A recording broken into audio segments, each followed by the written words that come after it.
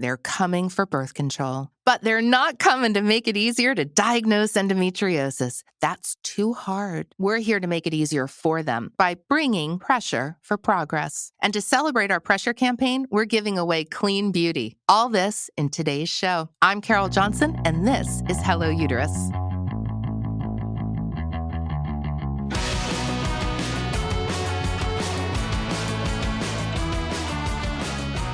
Yeah, so, they're coming for things like IUDs and Plan B and stuff. And I'm just going to go out on a limb and suggest that they don't even understand Plan B, what it does. They don't understand what an IUD is or does or what it's used for. They don't recognize, and by they, I'm saying the Supreme Court, empowered by the Republican Party in the United States of America, which is hell-bent on taking away power from Uterinekind. And they don't recognize that these contraceptives are medicines, that they have multiple uses, that you can't just pull contraceptions out of the medical world and not have it collapse. Okay, it's already collapsing with the repeal of Roe v. Wade and the fact that doctors actually have to call attorneys first to figure out whether or not they can perform a certain treatment on someone. And then when they call the pharmacy to get a medication, the pharmacist has to now act like a parent and say, well, are you doing something bad, doctor? Because if you are, I have to know about it and then I'm going to report you.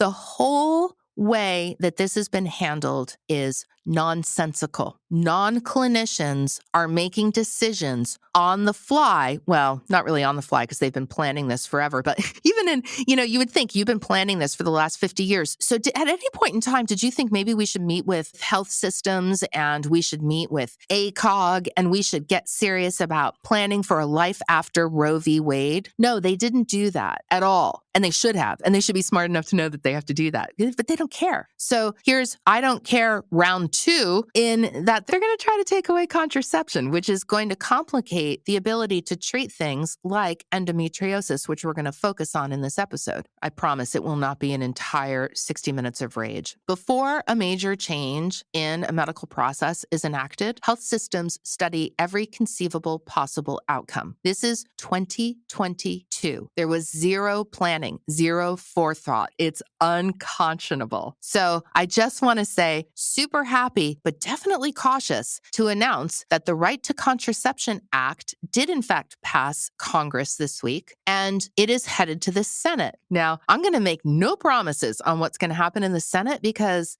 that is a squirrely group of people. But in Congress, they voted 228 to 195, I don't know what to call them, individuals who think that contraception should not be available. That's how close that was. 28 plus 5, do some math, so 30-ish, 3, 2, 33.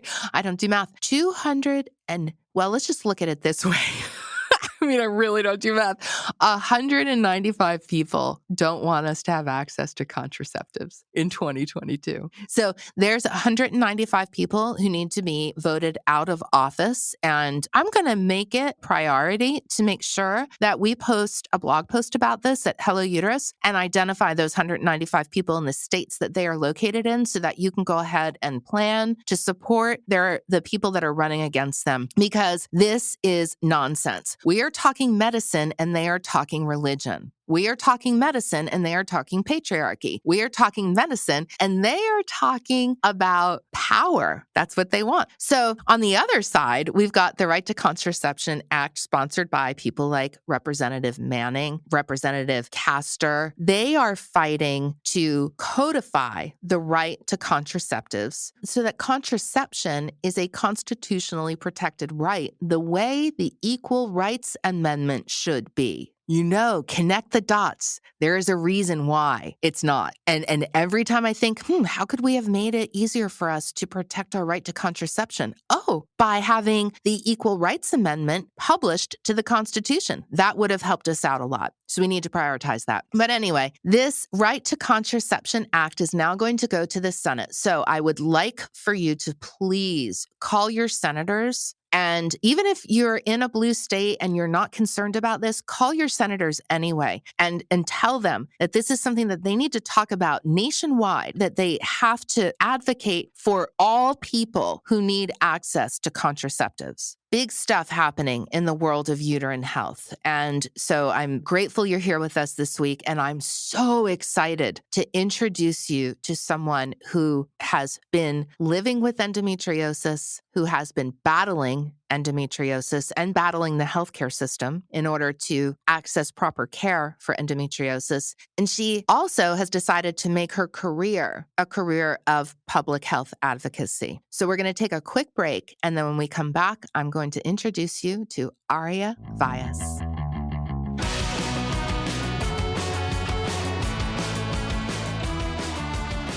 An article written and published in Neo Life by today's guest about her experience with endometriosis floored me. Beautifully written by Aria Vyas, the piece chronicles the battle to be seen and heard, to be taken seriously, to be respected at 15, trying to get an endo diagnosis. This path to diagnosis and surgery for her, it continues to this day. And she's going to tell us a little bit about her experiences and give us some really good insight into how we can accelerate a path to diagnosis and why that is crucial. She's a writer and public health advocate based in Washington, D.C. As a person living with endo, she's passionate about topics at the intersection of women's health, health equity, and biotechnology. In her career, Aria has experienced working in the realms of social justice, health policy, as well as journalism and media. She holds a Bachelor of Arts in Psychology and Public Health from the George Washington University and a Master of Public Health degree from the University of Pennsylvania. Thank you so much for taking the time to be with us today and to discuss what must have been a traumatic experience that shaped your youth and hasn't let up. Thank you so much for having me, Carol. I'm really excited to talk about these topics, and I'm really excited that you're shedding light on them with the podcast. That's really exciting. Thank you. We're grateful to have you here, and we're grateful to be here to do this. I wish I had started 5 years ago. Then, because we're catching up, right? We're doing a lot of catch up these days. So there's a story in the piece that you wrote about a gynecologist explaining period pain to you. Can we begin there? Because that is at the start, I believe, at the start of your experience trying to get diagnosed. And I found it a pretty remarkable story. Definitely, yeah. I remember it was definitely the first time I had really processed that I could have endometriosis and what reality looks like for people with periods. But I had basically just had a pretty traumatic experience with my first ever endometriosis flare-up cramp. I was 15 years old taking a earth science final exam, and I had fainted from really just catastrophic pelvic pain. I didn't understand what was happening to me. This was my first time experiencing something like this. And according to my school nurse and what I'd heard, I assumed it was period cramps. But I didn't know if period cramps were supposed to hurt that much where you could faint or have such a strong response. And so I did what anyone would do. And I went to my doctor and I saw a gynecologist for the first time. And I had explained what had happened. I expected that she would respond urgently because it seemed serious to me. But when I told her about my pain and about my period, she said it was so normal to have period pain and that perhaps I just had more period pain and more severe pain than other people. And yeah, I think that was kind of the first time I was really exposed to how dismissive the healthcare system can be towards people experiencing this.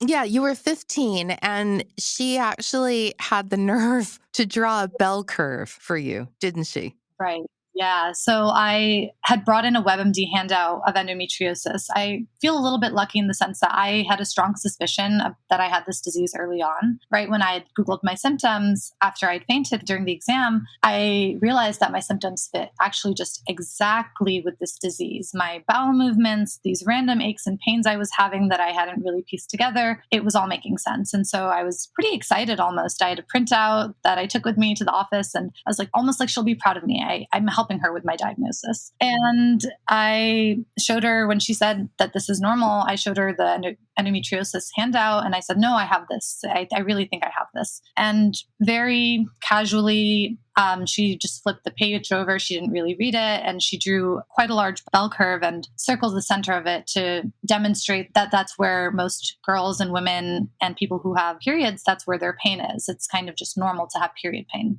And then she circled the far right of the curve to show that I just happened to have a lot more pain than everybody else. And then she prescribed me Advil and sent me on my way. We all know the ending, right? We can just like say, insert ending here because we all know it's like a pat on the head, a packet of Advil, some birth control pills, Right. But what really stood out to me in reading that was the words, "It just so happens that you are here." Yeah. And it's like, oh, wait a second. Is that a euphemism for a diagnosis? Because I'm thinking we're supposed to be getting a diagnosis and you're acting like that sign at the mall, It's like, you are here. Exactly. Yeah. And it's not helpful to just remind me that I have a lot of pain. Right. Let me clue you in. Yeah, exactly. It's not helpful to normalize or dismiss it. And I think ultimately I was looking for an endometriosis diagnosis, but ultimately, even beyond that, I was just looking to get help for my pain and for my experience. And I think that is the part that's so frustrating is doctors just not listening even to what's happening in the current moment, endometriosis or not, why it's not normal to have so much pain. Right. That it was just glossed over that you passed out from pain and you're 15. Yeah. You know what's crazy about that is that doctors don't recognize that you come in with an expression of what your experience has been, and their first statement discounts all of that, right? Because it's very common to go in and say, I'm in hell. And then they say, oh, no, you're not. You're actually on Elm Street and everything's fine. No, that's really very much how it happens. And when you put it like that, it's so funny because it seems so ridiculous for someone to say that, but that really is. You go in only after having experienced something intense and needing care, and they very calmly and kindly, happily, not happily, but in a very optimistic way, tell you that you're just fine and that their next appointment is here and you've got to go. Yeah. And it's very frustrating. It goes on forever. Yeah, it's crazy. I mean, we laugh about it, but I'm laughing about it, but I'm like laughing, crying. I guess I laugh because I'm so angry that, I don't want to be like an angry podcaster. It's nonsense because this is not in our minds. I'm just so mad that doctors don't understand the negative impact of gaslighting because you had the determination to continue, but I'm sure that there are other people who have gone in at that young of an age. And when they heard that, they were like, oh, I guess I can't really complain about it anymore. Right. I had the determination to continue, but it was after a long time and it's kind of been an on and off cycle. A lot of it was out of my hands, whether I was determined to find out what was happening. And it was more so decided by the severity of my symptoms and kind of the inability to continue otherwise. But the medical gaslighting, a lot of times I understand it's unintentional and doctors don't realize how impactful one or two dismissive comments can be in the grand scheme of things, but the gaslighting is so intense and it is relentless almost.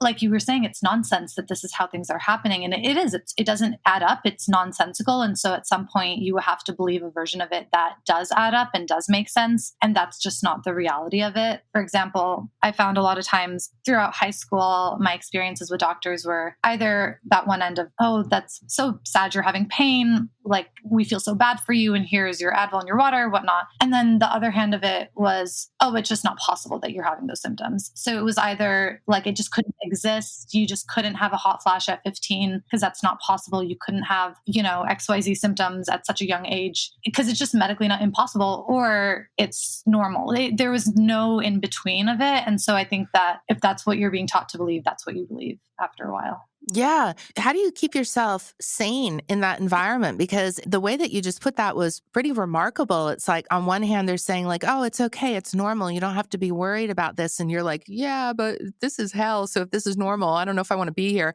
And then on the other side, they're telling you, oh, no, you're wrong about what you're telling me about your body. And then so my thought, if I was in that situation, I would feel personally attacked. Right. It feels that way. And I think some of the lowest points and the most emotionally debilitating parts of the disease really did revolve around that gaslighting and trying to figure out your severe, intense pain in the midst of everyone saying, no, it's so normal. Like I can remember pretty viscerally, like my aunt really believed me. And I remember my parents were saying, the doctors are saying this, it's not quite adding up. And school nurses, everyone's kind of on that page. And my aunt was like, no, we're going to find out. I've had pain like this. We're going to figure out what's happening. And eventually she talked to enough doctors and they were like, this is normal and this is fine. And she called me and she's like, I'm so sorry, but I think that this is just what it is. It's disheartening to not be believed and it's debilitating to have to manage that, but it's just like a total loss of faith when nothing adds up to your experience, I feel like. And that's when having the community is really, really important, and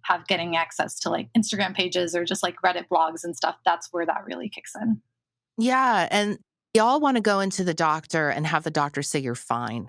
That's the best when it's real. Right. But when your experience is in direct conflict with them saying it's fine, like go with your experience. Yeah, definitely. But it's hard to go with your experience too. And I say all the time, trust your instinct, advocate harder, advocate louder. You have to do those things, especially in the healthcare setting. But it's very challenging to be able to do it time and time again, especially with a disease like this, because it is exhausting and you don't really have the energy or the resources to be able to do it. And a lot of times the doctors might not have an appropriate way to respond depending on where you are. So it's definitely frustrating from that point too.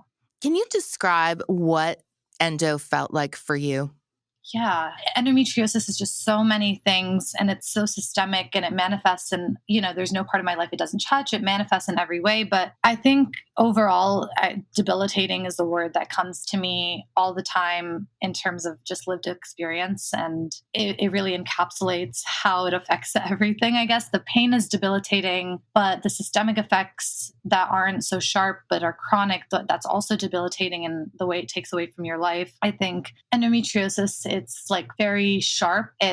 And demanding, I think, is the other way I feel about it. It's almost so demanding that it's hard to think about anything else when it decides to take center stage, which is frequently and unpredictable. But it's one of those things where if you're driving, you have to pull over to the side of the road. If you're listening to music, you have to turn it off and you have to pay attention to what's happening. It really takes up everything. And does it happen sometimes? You indicated like you don't get a heads up. It's not like it follows the cycle, your menstrual cycle, right?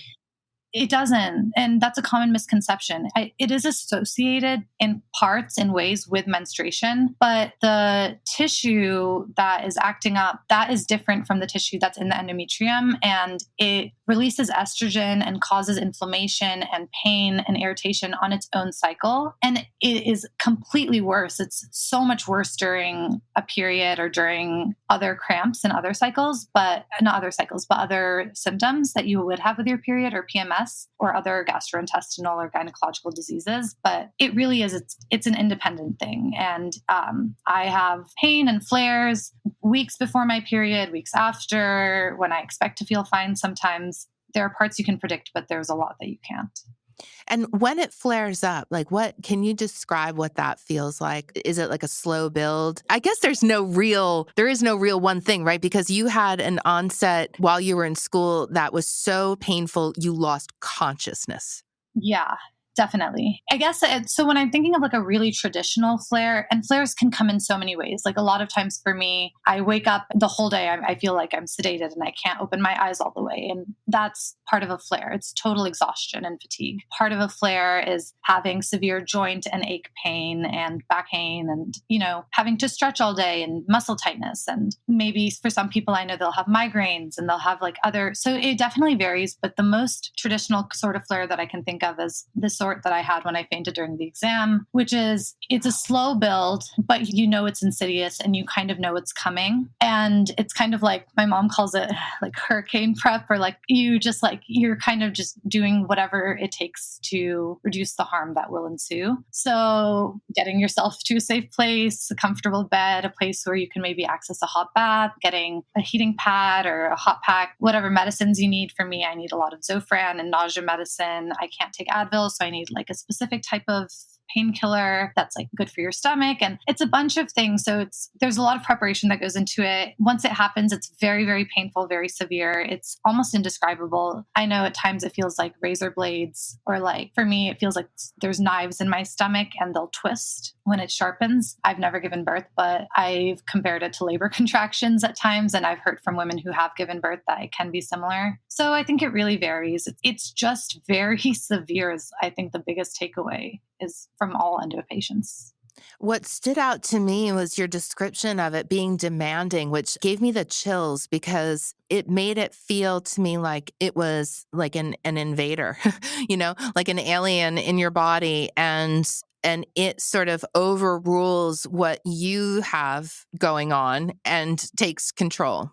Yeah, I can see it like physically going into the operating or the controller room and taking the gadgets and digits and saying like, no, we're in control now. And that's really what it feels like. It's not just that your uterus is contracting and cramping. It's changing signals from your brain in terms of how pain receptors are processing pain and firing off. And it really takes center stage in every way at that point. And this, just a reminder, all of this descriptive talk about the lived experience with endo, like people are sharing this in their doctor appointments, and it's just getting completely blown off.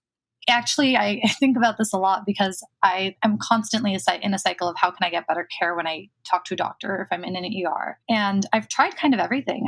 For a long time, I'm a pretty calm person when it comes to serious matters. And so for a long time, when I talked to doctors, I was completely rational. I didn't cry. I didn't stutter. I was very evidence-based, sort of, very calm about it. And that didn't seem to inspire the sense of urgency that I thought it would when I say I have level 10 pain and I'm being very serious and calm about this because I need care. And so on the opposite end, I would just be hysterical. I would cry. I would scream. I would ask for the help that I needed in the way that was happening. And I thought that would inspire a sense of urgency. And that only really led to psychological referral. Oh. And it's the answer is not hysterectomy, right. And it's not hysteria, and it's not it's just you're usually listening to the patient and however they're communicating it. And anyway, I think that the way you talk to doctors, it really matters. And I've not figured out the right formula just yet. Wow. And you have a ton of experience because you've seen how many doctors during this experience? Before I got diagnosed, I'd seen about 12 gynecologists, different gynecologists, but since then I've seen countless more. I've stopped counting. Oh my gosh. So it's also a very expensive undertaking. Yeah. I was just talking to my family about that last week. We've got so many care teams, and every time I've got a flare, I'm like, it's just something to think about. The healthcare system is very expensive, and I'm very fortunate to have good health coverage and insurance, but I think constantly about the care that you would need and have to try and access if you didn't have that access. Yeah, you wouldn't get that care. You just wouldn't. And I mean, even with all the access in the world, I think about, I second guess myself before I go to the ER, or if I call an ambulance or something like that, it's definitely a consideration. Have you had to call an ambulance because of endo? Yeah, I called an ambulance last weekend, actually, for the first time in years for a cyst rupture. I thought it was a very severe endo flare. Was it, oh gosh, I'm getting really personal now. So just tell me to not get personal. This is a health podcast, but still, I don't want to pry. Was it, I believe that there's endocysts that are called chocolate cysts that are on the ovary. Was it that? It wasn't I don't know that it was a chocolate. I just know that it was a cyst rupture. That's what we got from the CT scan, but I haven't seen an endo specialist about it since, because it was just in the emergency room. Yeah, no, it could have. I'm not sure, but I definitely have the chocolate, or I used to have, at least before my excision surgery recently, the chocolate cysts and the endometriomas that form. But even just a normal cyst rupturing is very painful for anybody, but I imagine in a complex environment with multiple surgeries, it can trigger other sorts of pain and complications. And you don't know what it is. You thought it was an endo flare. Like it's just goes back to that idea that we really have to get better at empathy and compassion and mental support for people who are dealing with chronic uterine conditions because of all of the myriad of issues that we talk about, from prejudices that go on and the gaslighting and also the prejudices that that go on in terms of medical diagnosis and treatment procedures, right? It's kind of funny. You know how sometimes people say like dogs look like their owners? Endometriosis to me is a reflection of where we are in uterine healthcare. It really is. I actually was thinking about this morning. I was thinking about how I used to think that I was incredibly privileged and incredibly just in a great position in terms of gender equity in healthcare. When I was in high school and when I was younger, I thought I thought I was not affected as severely by gender inequity in healthcare. And I realized that I just hadn't been able to understand that I was living in a disempowered state in terms of the care I was receiving and in terms of my health related quality of life. And I think so many girls and women and people with uteruses must be also living in this disempowered state, but there's no way to really know and diagnose it. And I was thinking, we don't really have a good staging system. It's kind of like endo. There's no good baseline. We don't really know where does the pain start and what's normal and what isn't. And it's so tough. Yeah. Yeah, it is true. I think that there's something there to ponder and maybe you'll write about it one day, how, the disease itself says a lot about how we operate in this arena. It's like endometriosis is a health crisis at the individual level, which is really what brought me initially into it. But then it's very just a microcosm for what it represents at the public health level and the impact it has at the population level, for sure. Yeah. Did your experience with endo lead you to pursue a career in public health? It was a little bit the opposite way, I think, which is I kind of fell into public health and then found myself in and around women's health issues and gender equity. And the more I learned about gender inequity and the more I learned about these topics, it actually led me into endo a little bit and to learn about endometriosis and to really pull at those threads and try and understand it better. And I don't know if it was kind of subconscious and they were working together and I was just like pulling at strings until I found something that clicked a little bit more. But no, I was really passionate about gender-based issues in college when I was studying public health, and every topic and project I focused on was about that. And it wasn't until I got to graduate school and my advisor had endometriosis and Crohn's disease, and that I really started to think about it for myself again and started to think about it from the lens of a public health crisis.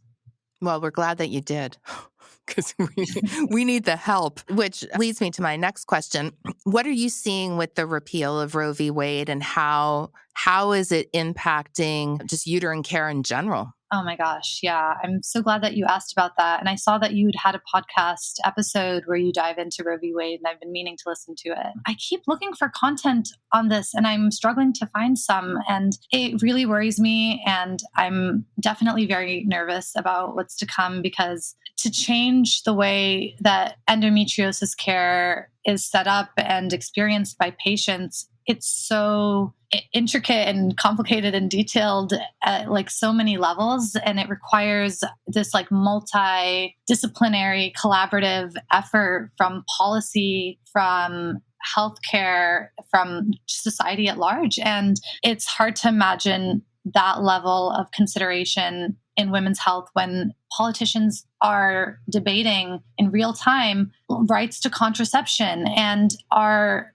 having misinformed and disinformed conversations on social media and on television about women's health when they are simply unable to discuss the anatomy in an accurate way, or discuss the process of how a pregnancy begins, or discuss why we even really have the rules or the thought processes around abortion that we have now. So it's just really frustrating for me, I think, and scary to think about how we could change endometriosis without these very, very, very basic rights, freedoms, and conversations. Yeah, it's wild to see it. I mean, it's also, I'm not at all surprised, but when a health system looks at changing a process, that can be multiple months, if not years. They call in experts, they have consultants, they play out all the scenarios, they take in consideration all the stakeholders. I'm not saying that every move they make is like, perfect and awesome. But what I am trying to say is that nobody flips a switch in a hospital and completely changes the way care is done. they won't do it for one patient even. There are so many hoops you've got to jump through to get one medication changed, one part of your health plan or healthcare process changed. So you're completely right. It's so out of pocket to do that. So imagine you wake up and the Supreme Court made a change in the delivery of healthcare, and they do it without any experience, they don't even care. So it's like kind of pointless to talk about it from that angle, but it's like what they need to realize, well, maybe not them because it's not going to work out, but what we ought to realize is that you can't do that. And we're seeing the fallout, right? And I haven't thought about it in terms of endometriosis. I've been thinking about it mainly in terms of like ectopic pregnancies and partial miscarriages and things like that. How does this impact people living with endo?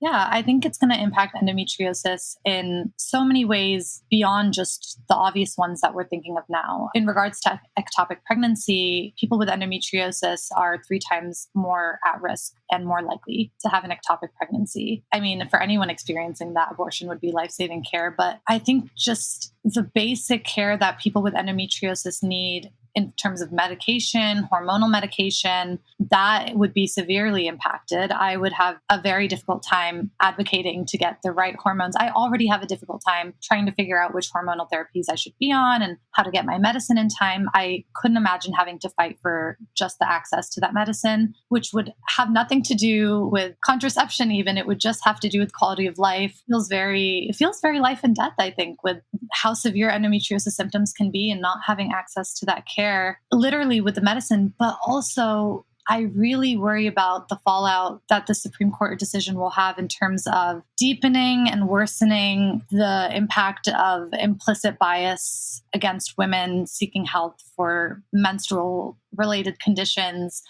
uterus related conditions in general. I think that anytime I go to the ER for immediate care or I meet a new doctor, it's already an uphill battle to try and advocate for myself to be taken seriously. And I think that what the decision does and how it could make people feel comfortable acting on really dangerous biases, I think that is really alarming and is going to be a very, very real impact of this.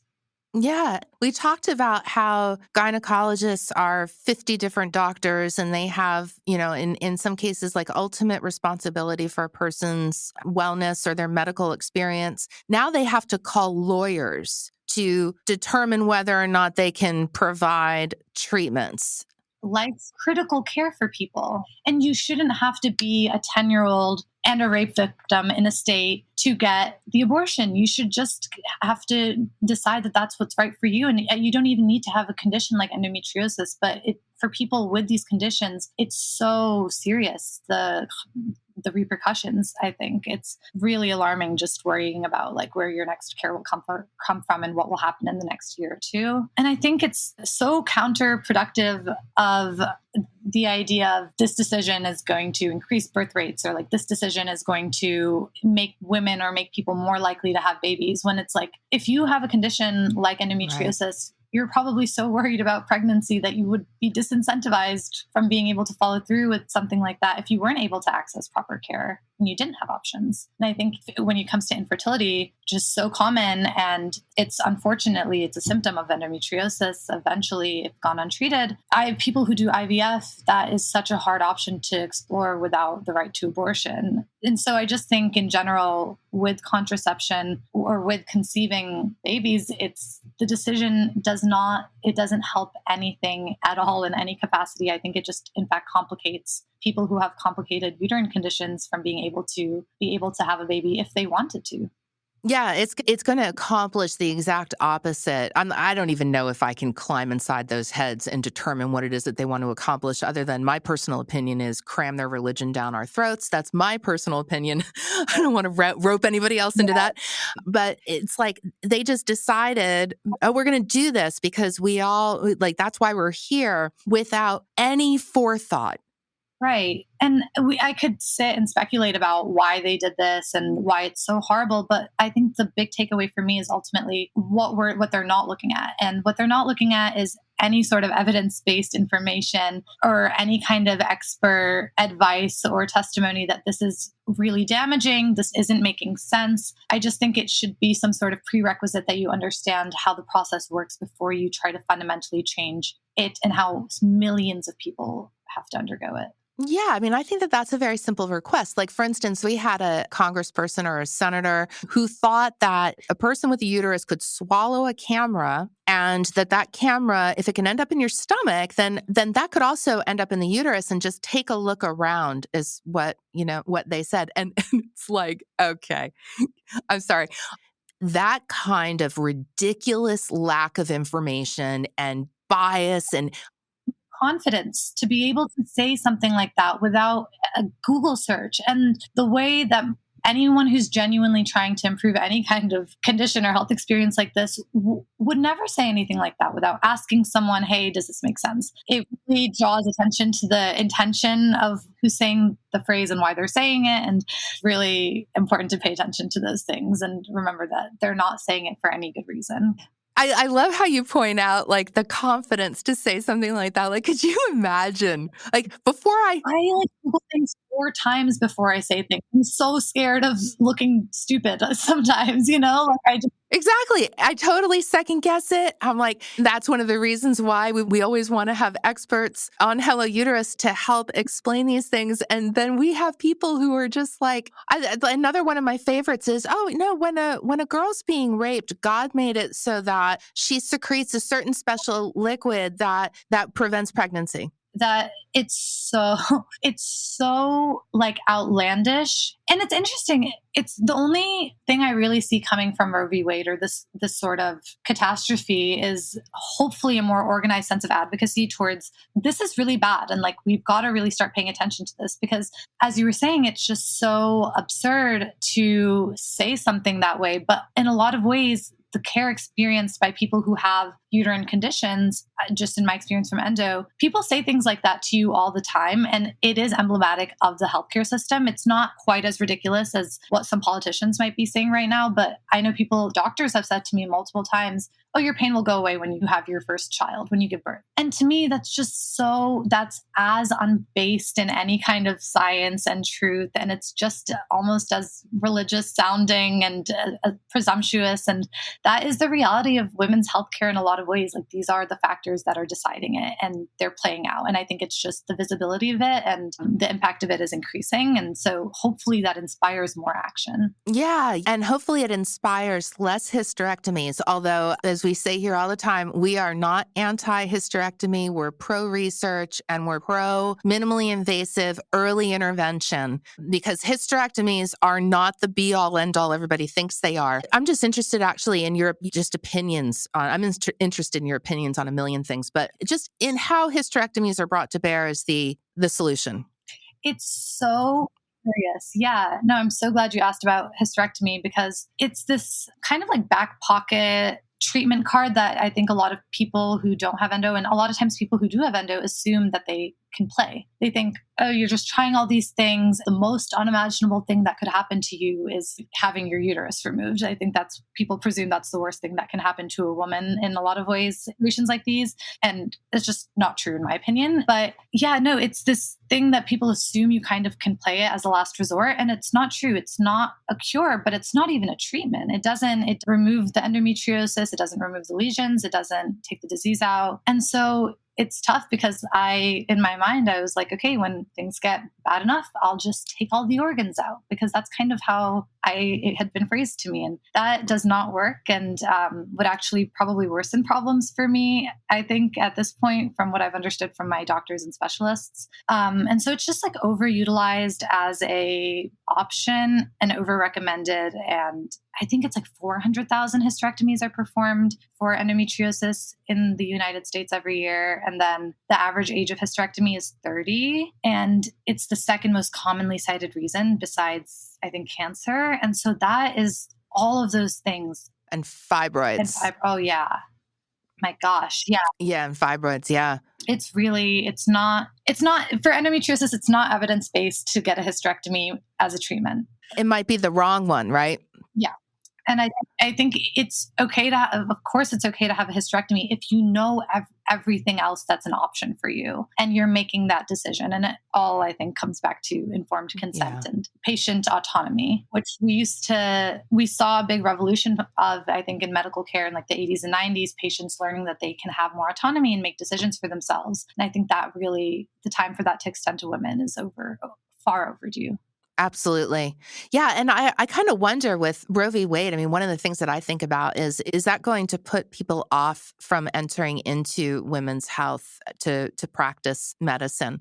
Yeah, I imagine it will, especially because the doctors in many states are the ones that are penalized, not the pregnant woman undergoing the abortion. And I used to be pre-med. I'm not anymore, but I had thought a lot about what it would be like to be a doctor. And I imagine it would put you at so much tension with wanting to do your job and not being able to fully help patients if you're good at your job and that's what you're looking to do. I have friends who are entering the medical field right now and are really trying to navigate this for themselves, where they stand on it and how they would act. And it's nice that institutions are providing some support, but there's only so much you can do, and it's the law for sure. Yeah, it's just an overwhelming experience right now, but we're going to fight. That's all. We're going to fight and organize. It's like you said, we're going to get better at our jobs because what happened is ludicrous. In 2022, it doesn't make any sense in any way, shape, or form, no matter where you stand on the issue. It doesn't matter. Like if you say like, I'm super pro life for babies, right? Well, then go ahead. Say it. Say it so I don't, because you're going to be way better at it than I am. Nothing matters in these arguments except for the fact that unless they're evidence-based and they're focused on improving people's health, the health of the patient and the health of overall the population that they're looking to intervene with. It just doesn't make any sense. Your rationale, it literally does not matter because it's just not evidence-based and it's not looking to do the job, which is to improve people's lives and improve people's health. And they've shown that time and time again when they show that they will not do abortions on people who are in critical like health conditions and need it for the women's health and need it for the women's life. It doesn't make any sense. Right. Like you're having a miscarriage. It's a partial miscarriage. The fetus is not going to survive. And so now the brain trust says, let's make sure that they both die because that seems to line up. Yeah. I almost am really grateful for social media at this time because I think we're really able to capture how absurd the statements are that are being circulated and used as valid decision-making points in very real government rooms and buildings. And it's in discussions. It's really absurd, but it's being documented. And I think about this all the time. Mm-hmm. I think, first of all, this is not happening to me personally, which is something I have to remember and remind myself because it feels like it is. And I imagine a lot of people feel that way, but this is happening to everybody and nobody wants this. Yeah, I think that the one thing I hope we can take from it is the momentum of it, of this is just, we've got to act on it and we've got to act on it now. And I think when you asked about Roe v. Wade and if people are going to be disincentivized from entering the healthcare world, I hope that they're more incentivized. I feel personally more powered up about it. I almost might have shied away from something like Roe v. Wade and something so directly women's health, I think, at this point in my career. But since it's happened, it feels almost like a call to action. I think we need more workforce and more people who are thinking about this in the right ways, in the right positions, getting to the right people. Yeah, agreed. And we have a lot of work to do in med schools and in the way medicine is taught. I feel like we're on this precipice of accelerated advancements in technology, and we can't have progress undone. And we're having progress undone right now because the reason why Roe v. Wade came to my mind as I was thinking about this interview was because we are just at the start of really understanding endometriosis. There have been some theories around endo that are still out there in the world that we know are not accurate, right? And we also don't know what causes endo. We don't know the mechanism of action. There's so much we don't know. And so my hope is that we can continue to press for more modern methods of research and fund research and things like that. Definitely. Yeah. I think we kind of do need to just say hey, here's where we are. We're constantly thinking about this very modern problem and its modern manifestations with very outdated technology, tools, and processes and laws, and which are not on their side at this moment. I think about how the HIV/AIDS movement did their advocacy, and because that was just a time of rapid change, and it was not a similar political environment, but it was a tense political climate with stigma.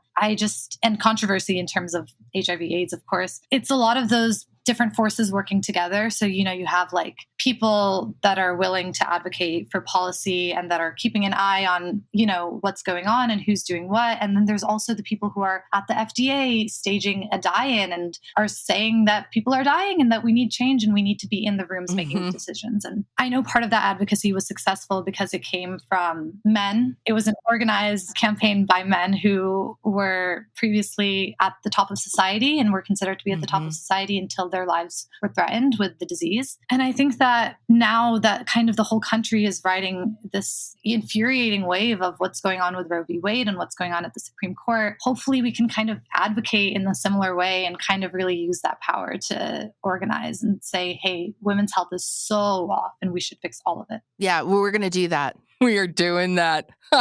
There's actually no other option because nobody wants to see me if we're not doing that. Yeah, there's no other option. There's just no other path. We need the change. Yeah, it's like a perfect storm because there's the attack on our body autonomy, attack on our ability to access modern healthcare. And then we're also recognizing and learning about theories that we shouldn't have followed. And I just found out about it yesterday, late to the party on this, the Alzheimer's research that was fraudulent, the theories upon which the vast majority of Alzheimer's research over the past at least 16 years were based on what has just been determined to be a fraudulent paper. So the message is this is not meant to scare people or complicate things. It's actually designed to simplify it for you. I think the things that really stood out to me from our conversation today, go to social media. Don't listen to the doctors that say don't go to social media. Go to social media and seek out people's experiences and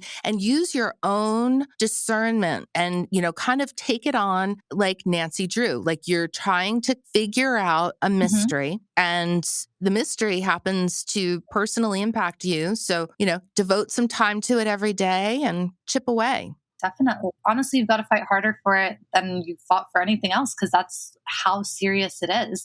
It's a mystery and you've got to solve it. And I think any doctor that discourages you from seeking out your own information or having more information or wanting to be as empowered with knowledge about the disease as you can be, that should be a red flag. I think when you're at the right doctor who knows a lot about endometriosis or a similar condition or experience, they want you to have the support and information and community that you can really find on social media. So I think that is really important. Yeah, that's a great tip. How open is your physician to considering you a member of your care team?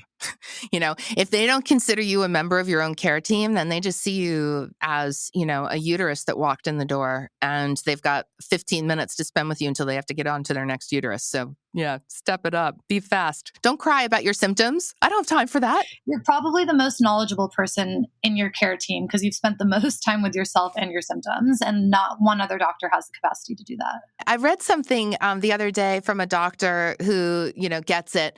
And she said, the key to the diagnosis is in the expression of the patient's lived experience. So if you're not riveted to their story, then you should go get a different job because that's the key. That's true. It is. I unfortunately constantly diagnosing my friends sometimes, or people I'll meet, I'll hear their symptoms, I'll hear their patterns, and you should check out endometriosis. And then you find out that they got treated for a cyst or something and they found some endo in there and no one recommended that they see a specialist. And I'm like, I'm going to do it myself.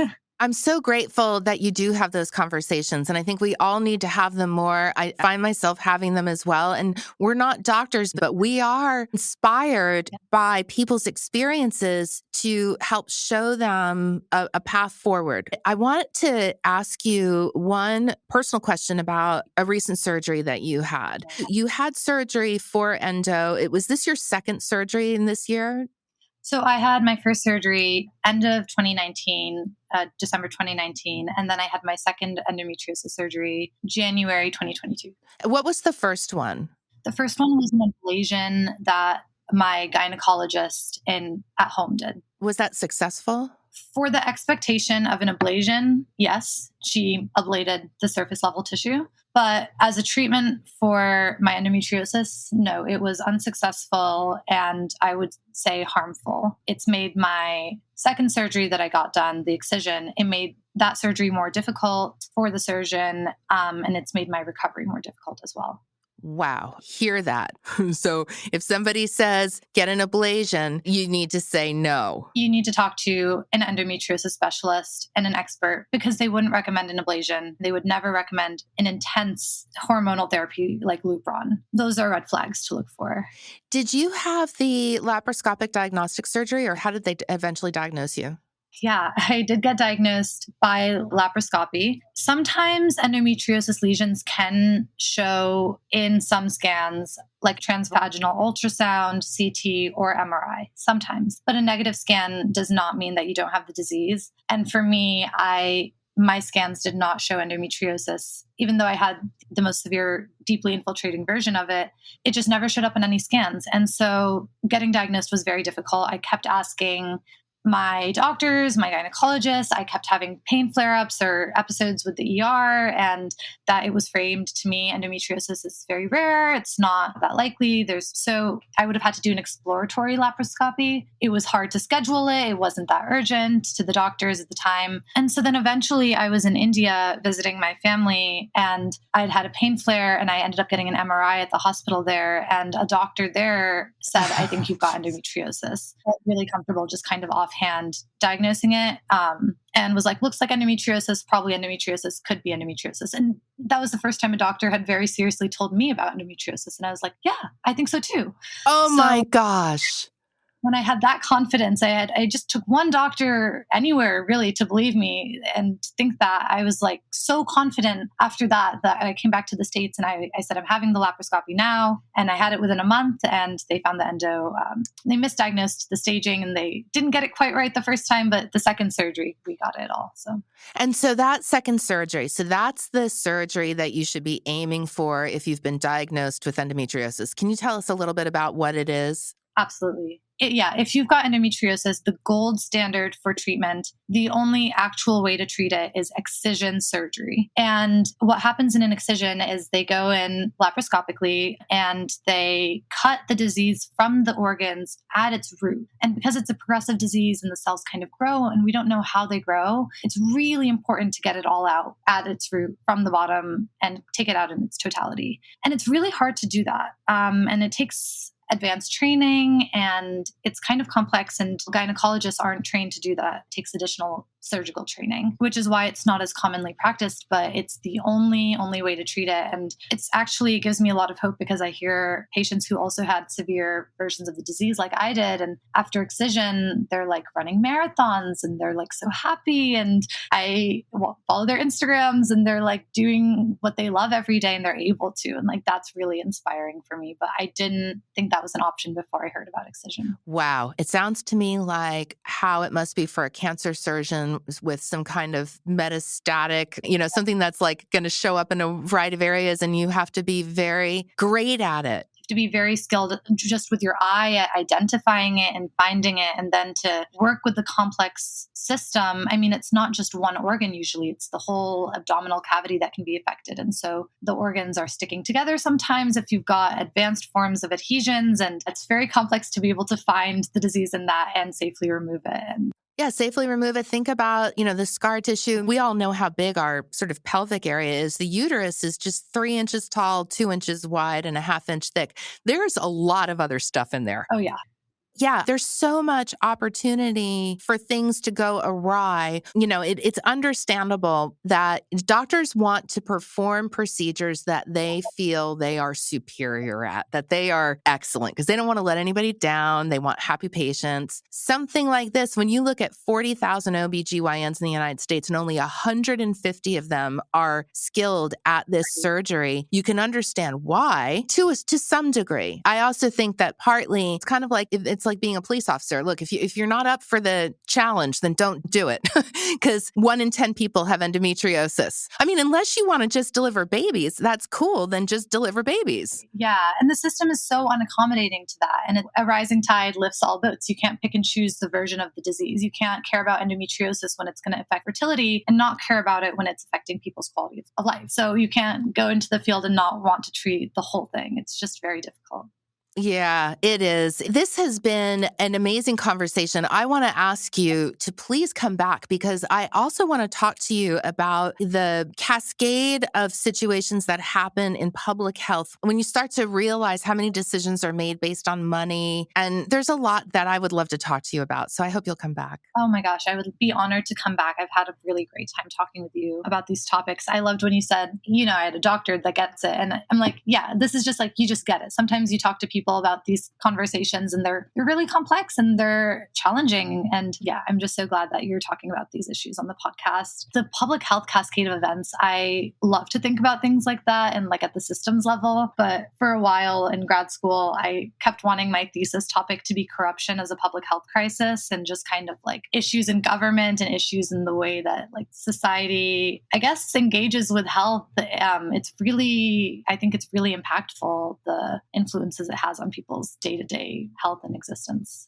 Yeah, just from weaponizing it to discounting it to restricting it only to those with money to how our systemic issues in this country creep into what should be an evidence-based process. It is all mucked up for sure. And I can't wait to see where you go with the work that you're doing. And I hope this second surgery was successful. Thank you. I think it was so far. So far, so good. Excellent. Well, Aria Vyas, I can't thank you enough. You heard it. She said that she'll be back. So we're going to make that happen. And we're going to take a quick break and we'll be right back with Ending on a High Note.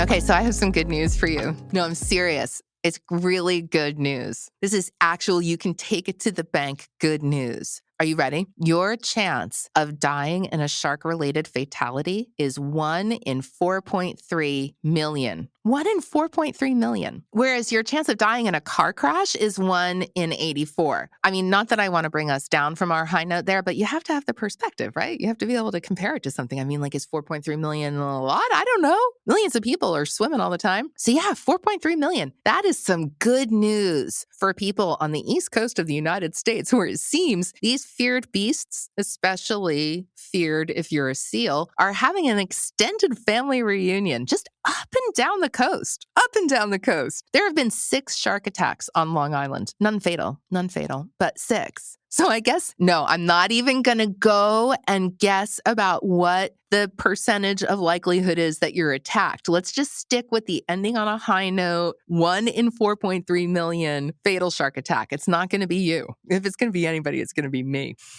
because I have that kind of luck. So yeah, that just a crazy amount of great white and overall shark activity. It's not just the great whites because the way the ocean is warming, we've got black-tip sharks that are swimming up in the mid-Atlantic and north of the mid-Atlantic region. And like, it's just like Sharknado out there, okay? I mean, it's like, you think about that. What was the line from Jaws, which scared the daylights out of me? What is it? We need a bigger boat? It's like, no, you don't need a bigger boat. You need more boats.